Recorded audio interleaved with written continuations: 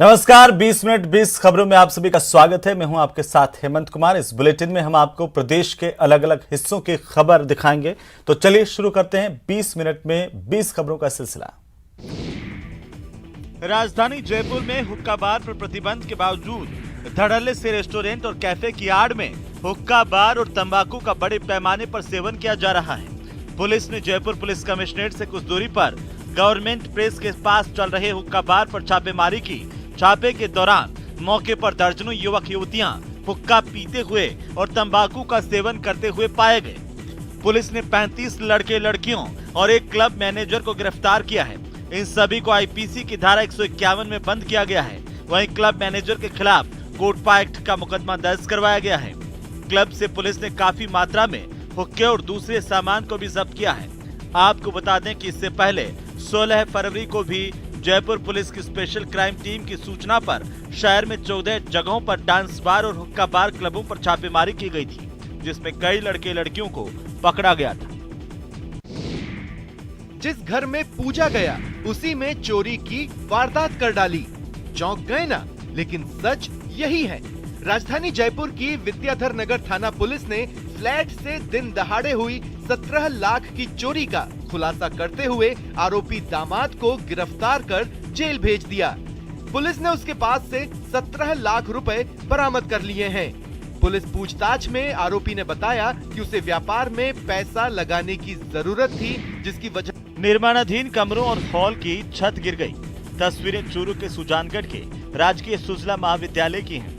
कहा जा रहा है कि घटिया निर्माण और ठेकेदार की लापरवाही के चलते छत गिरी, जबकि इस मामले में सार्वजनिक निर्माण विभाग के अधिकारी का कहना है कि निर्माण में लापरवाही होने के कारण छत गिराने का निर्णय पहले ही ले लिया गया था। आपको बता दें कि करीब 50 लाख से निर्माण हो रहा था। कॉलेज में फर्स्ट फ्लोर पर एक क्लासरूम बनाया गया था, जिसके लिए करीब 6,99,000 रुपए की रकम खर्च होना तय है। इसी तरह फर्स्ट फ्लोर पर कमरा नंबर 21 और 22 के ऊपर भी कमरों का निर्माण करवाया जा रहा है, जिसकी लागत करीब 19,33,000 रुपए प्रस्तावित है। मामले को लेकर प्राचार्य CS डोटासरा का कहना है कि कॉलेज प्रशासन ने गुणवत्ता को लेकर किसी प्रकार की शिकायत नहीं की है, क्योंकि निर्माण PWD करवा रही है। आम लोगों की सरकारी सिस्टम से नाराजगी की खबरें अक्सर सामने आती हैं, लेकिन इस बार सरकारी सेवक ही सरकारी सिस्टम की बदहाली का शिकार हुआ है। सरकारी सिस्टम और लाल फीताशाही का शिकार हुआ ये सरकारी सेवक अब राज्य सरकार से अपने बकाया हक की मांग कर रहा है, या फिर हक नहीं मिलने पर सरकार से फांसी की मांग कर रहा है। दरअसल ये पूरा मामला मरुधरा के सरहदी जिले श्रीगंगानगर का है, जहां पर पदमपुर अस्पताल में स्वीपर के पद पर कार्यरत 57 साल के बलराम भाटिया महज 75 रुपए प्रति महीने की तनख्वाह पर नौकरी कर रहे हैं। दरअसल बलराम भाटिया को सन 1985 में अंशकालीन स्वीपर पद पर नियुक्ति दी गई और 1989 में हटा दिया गया। बलराम भाटिया ने लेबर कोर्ट में जाकर सरकार से नौकरी की लड़ाई लड़ी। 20 साल बाद साल 2002 में लेबर कोर्ट ने बलराम भाटिया के हक में फैसला सुनाया। लेबर कोर्ट ने बलराम भाटिया की सेवाओं को लगातार मानते हुए 2001 से बहाली के आदेश दिए थे। बाद में स्वास्थ्य विभाग ने 18 मार्च 2009 में बलराम भाटिया को पदमपुर अस्पताल में स्वीपर पद पर नियुक्ति दे दी। 2009 से ही आज तक बलराम भाटिया को महज 75 रुपए प्रति महीने की तनख्वाह दी जा रही है। यूक्रेन से 3 मेडिकल स्टूडेंट बूंदी के नैनवा कस्बे लौटे। घर पहुंचने पर माता पिता समेत पूरे परिवार की खुशी का ठिकाना नहीं रहा। परिजनों और लोगों ने तीनों स्टूडेंट्स का स्वागत किया। इन तीनों छात्रों ने यूक्रेन के हालात साझा किए। इन तीनों स्टूडेंट्स ने बताया कि वे यूक्रेन में ट्रेनोमपिल मेडिकल कॉलेज से MBBS की पढ़ाई कर रहे हैं। वहां रहने के दौरान युद्ध से वे काफी डर गए थे। भारत लौटने के लिए पोलैंड बॉर्डर पर अटके रहे। माइनस तापमान में समय गुजारा। वहां से 500 किलोमीटर दूर हंगरी बॉर्डर पर पहुंचे और ऊजा बॉर्डर होते हुए स्लोवाकिया पहुंचे तो राहत की सांस ली। तीनों स्टूडेंट्स ने बताया कि स्लोवाकिया पहुंचने के बाद उन्हें काफी अच्छा महसूस हुआ। लोग उन्हें फ्री में सब चीजें मुहैया करवा रहे थे। वहां 3 दिन और रुकने के बाद वे भारत लौटे। इन स्टूडेंट्स ने बताया कि राजस्थान सरकार ने दिल्ली से घर तक आने के लिए काफी मदद की। इस स्वागत सत्कार का वास्तविक अर्थ वही समझ सकता है जिसके सिर पर हर पल मौत मंडराती रही हो। जी हां, युद्ध का खौफनाक मंजर, तबाह शहर, आसमान में धुएं का काला गुब्बार और हर पल जान जाने का खतरा। यूक्रेन में फंसे भारतीय बच्चों ने कई दिन और रातें भयावह माहौल में काटी। लंबे इंतजार के बाद आखिरकार वो घड़ी आ ही गई जब उनकी स्वदेश वापसी हुई। तस्वीरें राजधानी जयपुर की हैं। यहाँ 10 छात्र यूक्रेन से सकुशल जयपुर लौट आए। यूक्रेन से पहले मुंबई पहुंचे और मुंबई से फ्लाइट के जरिए इन छात्रों को जयपुर लाया गया। जयपुर में जिला प्रशासन और राजस्थान फाउंडेशन से जुड़े लोगों ने छात्रों को रिसीव किया। छात्रों के पेरेंट्स भी एयरपोर्ट पर मौजूद थे। एयरपोर्ट पहुंचने के बाद राज्य सरकार ने इन्हें इनके घरों के लिए गाड़ियों से रवाना किया। जगह ना होने के बावजूद भी हम लोग बहुत सारे बच्चे एक साथ सही सलामत बॉर्डर तक पहुंच गए। हमारी यूनिवर्सिटी के रूस और यूक्रेन के बीच जंग अभी थमी नहीं है। इस दौरान देशवासियों की सबसे बड़ी चिंता यही है कि यूक्रेन में फंसे हमारे स्टूडेंट्स को कैसे सुरक्षित वापस लाया जाए। इसे लेकर केंद्र सरकार ने ऑपरेशन गंगा चलाया, जिसके तहत लगातार हजारों स्टूडेंट को सुरक्षित देश वापस लाया जा रहा है। पोलैंड, बेलारूस, रोमानिया और हंगरी के बॉर्डर के जरिए स्टूडेंट्स की वापसी की कवायद की गई है। इस दौरान सामने आया कि इन पड़ोसी देशों में हिंदुस्तान के दूतावास को मदद देने के लिए भी भारतीय मूल के लोग आगे आए। बतौर वॉलंटियर हंगरी में भारतीय समुदाय के विद्यार्थियों और नागरिकों ने दूतावास की मदद से यूक्रेन से आने वाले भारतीय छात्रों की रहने खाने की व्यवस्था के लिए दिल खोलकर सहयोग किया। हंगरी में भारतीय दूतावास के सोशल मीडिया पर वॉलंटियर्स की आवश्यकता वाली पोस्ट देखकर कई लोग मदद के लिए दौड़ पड़े। यूक्रेन से आए स्टूडेंट्स अपने लोगों की मदद देखकर न सिर्फ खुश हुए बल्कि धन्यवाद कहते हुए भी नजर आए। राजस्थान के छात्र परमजीत और नितिन ने वॉलंटियर्स, भारतीय दूतावास और हंगरी सरकार का शुक्रिया अदा किया है। कोरोना मरीजों के लिए जुटाए गए संसाधन अब आम मरीजों के भी काम आ रहे हैं। ऑक्सीजन की जरूरत पड़ने पर कोई भी मरीज ऑक्सीजन कंसंट्रेटर निशुल्क घर पर ही ला सकता है। जिलों में बनाए गए ऑक्सीजन कंसंट्रेटर बैंक सभी तरह के मरीजों के लिए उपलब्ध हैं। जी हां, बिल्कुल सही सुना आपने। अगर किसी मरीज को ऑक्सीजन की जरूरत हो और इसका इलाज घर पर ही चल रहा हो तो उस मरीज को ऑक्सीजन कंसंट्रेटर घर पर ही निशुल्क उपलब्ध हो सकता है, वो भी बहुत आसान प्रक्रिया अपनाकर। जी हां, कोई भी मरीज प्रदेश के सभी जिलों में बनाए गए ऑक्सीजन कंसंट्रेटर बैंक से कंसंट्रेटर ले सकता है, बशर्ते उसके पास डॉक्टर की पर्ची हो। हालांकि इसके लिए मरीज को 5,000 रुपए जमा करवाने होंगे, लेकिन कंसंट्रेटर जमा कराने पर मरीज को राशि वापस मिल जाएगी। स्वास्थ्य विभाग के अधिकारियों के मुताबिक ये बैंक पहले कोरोना काल में कोरोना मरीजों के लिए बनाए गए हैं, लेकिन अब कोई भी गंभीर मरीज इनकी सेवा ले सकता है। संस्थानों को, सभी CSC, PSC और जिला अस्पताल को निर्देश है कि जो इमरजेंसी के बेड हैं या दूसरे बेड हैं उनके साइड में ऑक्सीजन कंसंट्रेटर को रखें, ताकि कोई भी गंभीर रोगी आए और जिनको ऑक्सीजन की देने की आवश्यकता है उस जगह पे इनका उपयोग सुनिश्चित हो सके। औषधीय पौधे शतावर की खेती हाड़ौती के किसानों को मालामाल कर सकती है। कोटा से तकरीबन 15 किलोमीटर दूर कैथून रोड पर शतावर की खेती की जा रही है, जहां बहुत अच्छे परिणाम भी सामने आए हैं। शतावर औषधीय फसलों में प्रमुख वनस्पति है जो इंसानों और गौवंश के लिए उपयोगी है। पिछले 2-3 सालों से श्री राम शांताई जैविक कृषि अनुसंधान और प्रशिक्षण केंद्र पर इसके उत्पादन के लिए अनुसंधान चल रहा है। ये फसल केवल ठंडे और मैदानी इलाकों में होती है। 18 महीने पहले यहाँ शतावर रोपा गया था। अब इसकी खुदाई का काम चल रहा है। केंद्र के शोधकर्ता डॉक्टर पवन ताक ने बताया कि शतावर का प्रति बीघा 150 क्विंटल उत्पादन प्राप्त हो रहा है, जो हाड़ौती के लिए बड़ी उपलब्धि है। इसका बड़ी मात्रा में उत्पादन हाड़ौती के किसानों का भाग्य बदल सकता है। औषधीय फसलों पर भी हम लोग काम कर रहे हैं। वर्तमान में शतावर की फसल का खुदाई का काम चल रहा है और इसका जो उत्पादन देख के हमें बहुत खुशी हुई और हमें लग रहा है कि ये हाड़ौती के लिए वरदान साबित हो सकती है। काला सोना कही जाने वाली अफीम की फसल जहां किसानों को मोटा फायदा देती है, वहीं किसानों की कड़ी परीक्षा भी लेती है। लाइसेंस लेने से लेकर अफीम जमा करवाने तक किसानों को कड़ी मशक्कत करनी होती है। तस्वीरें चित्तौड़गढ़ की हैं, जहां खेत में खड़ी अफीम की फसल पककर तैयार हो चुकी है। इस फसल में चीरा लगाकर किसान अफीम की फसल से अफीम का दूध प्राप्त करते हैं और जो गाढ़ा होकर अफीम में बदल जाता है। हम दिन में 12 बजे से 4 बजे तक चेरा लगाएंगे और सुबह वापिस जल्दी 5 बजे से उठकर हम सुबह जल्दी इसको वापिस दूध को इकट्ठा कर लेंगे। एक और जहां किसान अपनी फसल को चीरा लगाकर इस बात की उम्मीद में हैं कि उसे अच्छी फसल प्राप्त होगी, वहीं जंगली जानवरों के डर से भी अफीम किसान अछूते नहीं हैं। किसान फसल को नुकसान पहुंचाने वाले जंगली जानवरों से भयभीत हैं और दूसरी ओर बीमारियां भी ऐसे मौसम में फसल पर हावी हो जाती हैं। लेकिन किसानों को सबसे बड़ी परेशानी अफीम तस्करों की है। का भी खतरा है, हम रात दिन यहीं पर रह रहे हैं और तस्करों की बहुत गंभीर समस्या है। जैसे रात को डोरा तोड़ के ले जाएं, कुछ भी ऐसा नुकसान कर दें, तो हम रात दिन यहीं पर रह रहे हैं। बॉलीवुड सुपरस्टार संजय दत्त राजधानी जयपुर में लेपर्ड सफारी के लिए झालाना जंगल पहुंचे।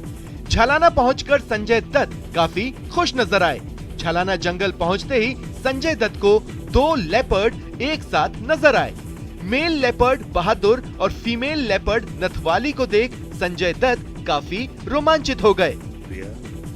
और मैंने बहुत सुना था ये एरिया के बारे में और देखकर इतना अच्छा लगा। इतना ब्यूटीफुल एरिया जयपुर पीछे दिख रहा है और उसके बीच मतलब कि लेपर्ड साइटिंग हो रही है। एंड न्यूज 18 से एक्सक्लूसिव बातचीत में संजय दत्त ने कहा कि जयपुर वाले खुशकिस्मत हैं कि उनके पास झालाना जैसा जंगल है। इसके अलावा सिर्फ साउथ अफ्रीका में ही उन्होंने ऐसी जंगल सफारी देखी है जहां दिन में लेपर्ड नजर आया था। उन्होंने वन्यजीव संरक्षण को लेकर कहा कि हमें इसे बहुत गंभीरता से लेना चाहिए और सरकारों को भी वन्य जीवों को लेकर बजट आवंटन के दौरान काफी संवेदनशील होना चाहिए। सबसे यहाँ साइटिंग है इतने छोटे एरिया में, to see so many leopards, it's such a wonderful thing you know. And Ranthambore है, अभी पेंच है, ताड़ोवा है, यू नो, कान्हा केसली है, यू नो। तो दीज एरियाज आर ब्यूटीफुल, इनको थोड़ा डेवलप किया जाए। ऐसा ही एक अद्भुत नजारा रणथंबोर नेशनल पार्क के जोन नंबर 4 में देखने को मिला, जहां पर टाइगर T19 और टाइगर T120 में आमने सामने जमकर संघर्ष हुआ। पिछले कई समय से रणथंबोर नेशनल पार्क में जैसे जैसे बाघों का कुनबा बढ़ता जा रहा है, वैसे वैसे बाघ अपने अस्तित्व के लिए लगातार एक दूसरे से संघर्ष कर रहे हैं। इसी कड़ी में एक बार फिर से जोन नंबर 4 में 2 टाइगर आपस में भिड़ गए। ये नजारा पर्यटकों ने अपने कैमरे में भी कैद किया। वहीं अभी भी जोन नंबर 4 में दोनों टाइगर के बीच संघर्ष के हालात बने हुए हैं। रणथंबोर में टेरिटरी को लेकर बाघों के बीच भिड़ंत का ये कोई पहला मामला नहीं है।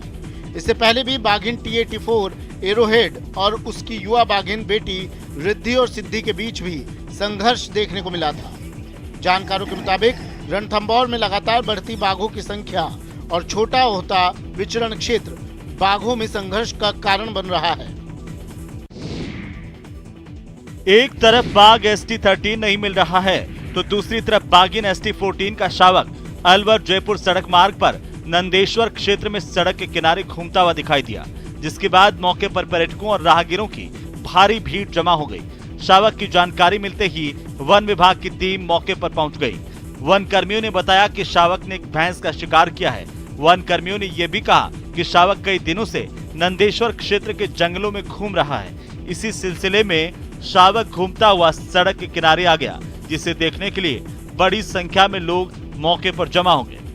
मेरा नाम देशराज मीणा, फॉरेस्ट गार्ड, और ये ST14 का शावक है जो कल शाम से ही यहाँ पे घूम रहा है। इसकी मॉनिटरिंग में लगे हुए हैं और इसने यहाँ पे एक भैंस पार्टी का किल किया हुआ है। सरिस्का में बाघों का कुनबा बढ़ रहा है। वैसे तो बाघ आए दिन आबादी क्षेत्र के आसपास नजर आते हैं, लेकिन बीते कुछ समय से उनकी हलचल बढ़ी है। सरिस्का का सबसे युवा बाघ ST13 1.5 महीने से गायब है। सरिस्का में बाघों का कुनबा बढ़ाने में ST13 का अहम रोल है। ST13 की तलाश में वन विभाग की टीम लगी हुई है, लेकिन अभी तक कोई सुराग नहीं लगा है। सुजानगढ़ के गांधी चौक स्थित इंदिरा रसोई में भोजन करने के लिए आने वाले लोगों को अब होटल जैसा एहसास होगा। इंदिरा रसोई के प्रबंधक मुकेश कुमार दायमा ने बताया कि नगर परिषद की पुरानी बिल्डिंग में करीब साल भर से इंदिरा रसोई का संचालन हो रहा था, जिससे खाना खाने के दौरान लोगों की थाली में कई बार चूना गिर जाता था। ऐसे में सभापति नीलोफर गौरी, आयुक्त सोहनलाल के निर्देशों पर इंदिरा रसोई के आंगन में टाइल्स लगाई गई, साथ ही दीवारों को मरम्मत के बाद चमका दिया गया, जिसमें हमने इंदिरा रसोई को एक होटल के रूप में प्रदर्शित करने हेतु प्रयास किया है। हमने यहाँ खाना खाने वाले व्यक्ति को एक होटल जैसा रूप, वहाँ पर ठंडा पानी, बैठने की अच्छी व्यवस्था, अच्छा भोजन जो राज्य सरकार के निर्देश दिया जा रहा है, वो सारी व्यवस्था हम इस इंदिरा रसोई के माध्यम से जनता को पेश करना चाहते हैं। साहिर लुधियानवी सिर्फ गीतकार ही नहीं बल्कि एक उम्दा कवि और शायर भी थे। उनकी रचनाओं को साहित्य और संगीत प्रेमी दोनों याद रखते हैं। राजस्थान उर्दू अकादमी की ओर से शुरू हुए उर्दू ड्रामा फेस्टिवल के पहले दिन नाटक साहिर का ख्याल आया में दर्शकों ने महान कवि और गीतकार साहिर लुधियानवी के दोनों रूपों को महसूस किया। वरिष्ठ निर्देशक संदीप पाहवा के निर्देशन में तैयार हुए इस उर्दू ड्रामे में साहिर लुधियानवी की सबसे लंबी कविता परछाइयां को लिखते समय उनकी मनोदशा को मंच पर बखूबी प्रदर्शित किया गया।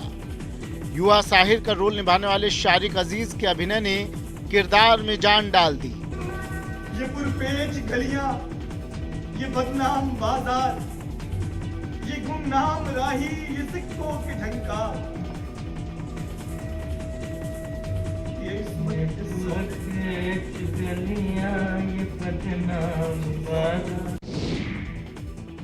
झुंझुनू के इस्लामपुर के रहने वाले ओम प्रकाश जांगिर जिन कागजातों को उलट रहे हैं वो कागजात जमीन की रजिस्ट्री और उसके नक्शे से जुड़े हैं। और खास बात यह है कि ये जमीन धरती पर नहीं बल्कि दूर आसमान में धरती का चक्कर लगा रहे चांद पर है। प्रॉपर्टी आप लोगे तो वहाँ पे कुछ भी डेवलपमेंट होगा या कुछ भी करेंगे इन फ्यूचर या कोई इनको यूज करे तो आपको इनका बेनिफिट मिलेगा। ओम प्रकाश जांगिड़ और उनके बेटे अभिलाष जांगिड़ का कहना है कि कल किसने देखा है, हो सकता है वो या उनके पिता में से कोई एक या फिर उनके परिवार का कोई सदस्य चांद की सैर पर जाए। वैसे भी चांद पर जमीन के कागजात के साथ साथ उन्हें वहाँ का बोर्डिंग पास और रिटर्न टिकट तक मिला है। उसके साथ में बोर्डिंग पास वगैरह है, रिटर्न टिकट्स वगैरह हैं, वो सब है। तो इन केस अगर फ्यूचर में जाना होता है तो प्रोबेबली मोस्ट लाइकली हम लोग जाने का विचार करेंगे। चांद पर 2 जगह ओम प्रकाश जांगिड़ ने जमीन खरीदी है। खास बात यह है कि सी ऑफ मस्कोवी में जहां उन्होंने जमीन ली है वहां दिवंगत फिल्म अभिनेता सुशांत सिंह राजपूत ने भी जमीन ली थी। कृष्ण सिंह शेखावत, न्यूज़ 18 राजस्थान। चूरू जिले में फागोत्सव की धूम मचने लगी है। चूरू के मुख्य बाजार स्थित सफेद घंटाघर पर लोक संस्कृति से जुड़े कार्यक्रम फाग उत्सव 2022 का आयोजन हुआ।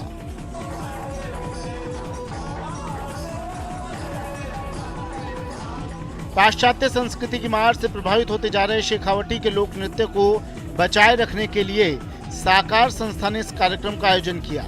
चंग, नगाड़े की थाप और बांसुरी की सुरीली तान के साथ जब धमाल गाया जाने लगा तो कलाकारों के साथ मौजूद राजस्थान राज्य महिला आयोग अध्यक्ष रेहाना रियाज भी थिरकने को मजबूर हो गई।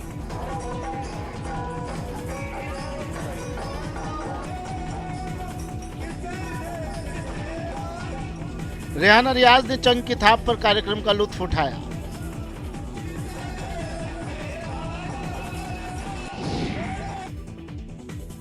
बॉलीवुड की 250 से अधिक फिल्मों, 1600 से अधिक गानों में संगीत देने वाले प्रसिद्ध संगीतकार दिलीप सेन झुंझुनू के नरहट दरगाह पहुंचे और अमन चैन की दुआ मांगी। हाजी अजीज पठान ने दिलीप सेन और उनके परिजनों का दस्तार बंदी कर इस्तकबाल किया। इस दौरान नरहट दरगाह सेवा फाउंडेशन के निदेशक शाहिद पठान ने फाउंडेशन की ओर से किए जा रहे सामाजिक कार्यों के बारे में सेन को जानकारी दी। सेन ने कार्यों पर प्रसन्नता जताते हुए कहा कि दरगाह में आने वाले जायरीनों की सेवा का मौका बड़े सौभाग्य से मिलता है। दिलीप सेन ने कहा कि वो सुजानगढ़ के रहने वाले हैं, लेकिन उन्हें जो पहचान मुंबई से मिली है वो नहीं भूली जा सकती। उन्होंने बताया कि राजस्थान में वे म्यूजिक एकेडमी खोलने जा रहे हैं। उन्होंने रियलिटी शो की तारीफ करते हुए कहा कि रियलिटी शो के कारण अब घर घर में संगीत पहुंच गया है।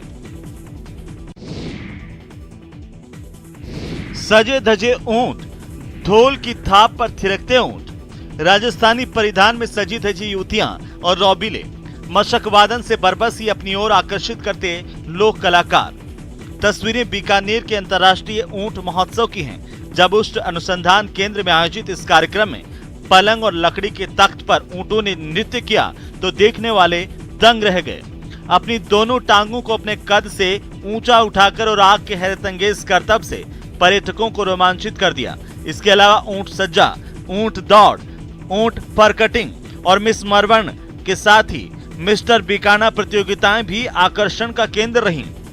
मिस मरवन प्रतियोगिता में युवतियों ने पारंपरिक राजस्थानी वेशभूषा और राजस्थानी गीतों पर अपनी प्रस्तुति दी, तो वहीं मिस्टर बीकाना में रौबीले युवाओं ने सभी का मन मोह लिया।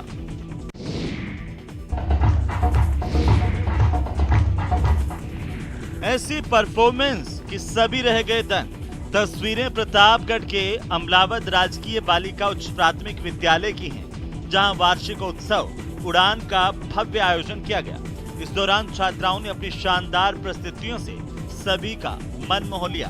कार्यक्रम में बड़ी संख्या में अभिभावक भी मौजूद थे। विद्यालय की प्रधानाध्यापिका नीलम कटलाना ने बताया कि वार्षिकोत्सव में छात्राओं ने विभिन्न प्रदेशों के लोक नृत्यों के साथ शास्त्रीय नृत्य की भी शानदार प्रस्तुतियां दी।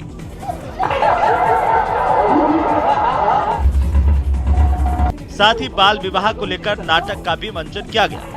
छात्राओं ने एकल गान और समूह गान से भी दर्शकों को मंत्रमुग्ध कर दिया। कार्यक्रम में भारतीय संस्कृति की झलक साफ तौर पर नजर आ रही थी। कार्यक्रम में मुख्य अतिथि के तौर पर मौजूद शिक्षा अधिकारी सुनील भट्ट ने बालिकाओं की परफॉर्मेंस की जमकर सराहना की। तो वहीं यूक्रेन रूस में भीषण जंग जारी और ऐसे में बॉर्डर